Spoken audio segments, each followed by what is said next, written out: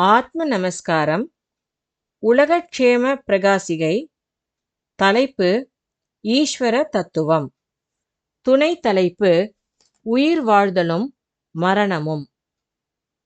எதற்கும் அடிப்படையான பொருள் ஒன்று உண்டு. சுவர் இல்லாவிடில் சித்திரம் எழுத முடியாது.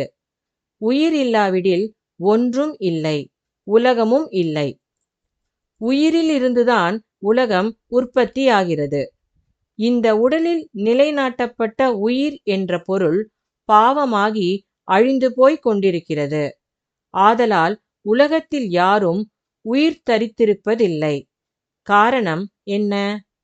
பஞ்சேந்திரியங்களின் வழியாக உயிர் வெளியே சென்று நாசம் அடைவதே.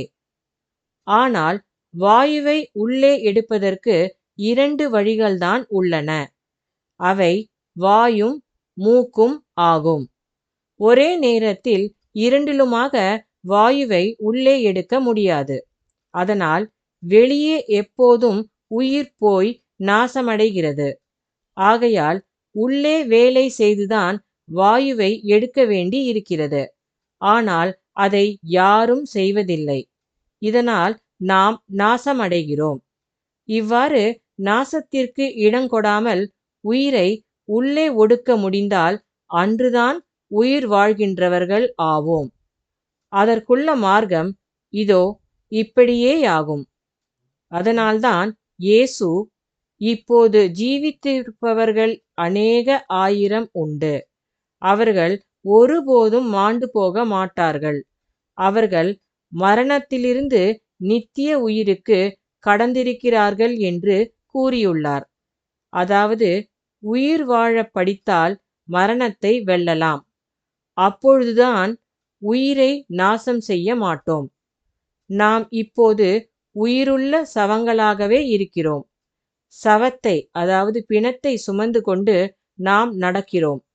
எப்போது உயிர் நாசமடையாமல் உள்ளே ஒடுங்குகிறதோ அப்போது ஜீவ சிவோகம் என்ற நிலையில் சேருகிறது. சிவம் என்பதில் இகாரம் அழிந்தால் சவம் மாத்திரம் இருக்கிறது. இகாரம் சக்தியாகிறது. இதனால்தான் சக்தி ஒழிந்தால் சிவனும் சவரூபமாம் என்று சொல்லப்படுகிறது. அந்த சக்தியிலிருந்துதான் உலகம் உற்பத்தியாகிறது. அந்த சக்திதான் குண்டலினி சக்தியாகிறது. ஆகவேதான் சக்தியை குண்டலினி விஸ்வ ஜனனி என்று கூற காரணம். அந்த சக்தி பெரிதாகவும் சிறிதாகவும் செய்யும். ஆகவே இளமையில் சக்தி குறைவாகவும், நடுப்பிராயத்தில் கூடுதலாகவும், வயோதிகத்தில் சக்தி குறைந்தும் காணப்படுகிறது.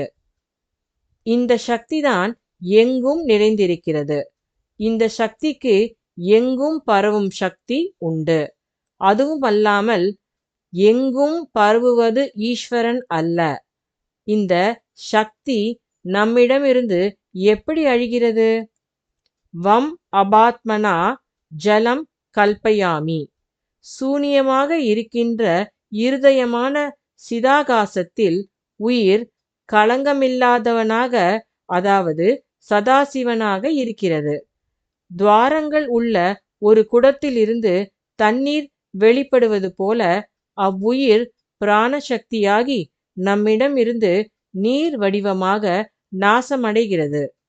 அவ்விதம் நாசமடைகின்ற சக்தியை திரும்பவும் தன்னிலேயே அடக்கினால் நாசமடையாமல் இருக்க முடியும். குறிப்பு: தூங்கும்போது ஜீவனுக்கு எவ்வித கலங்கமும் இல்லை.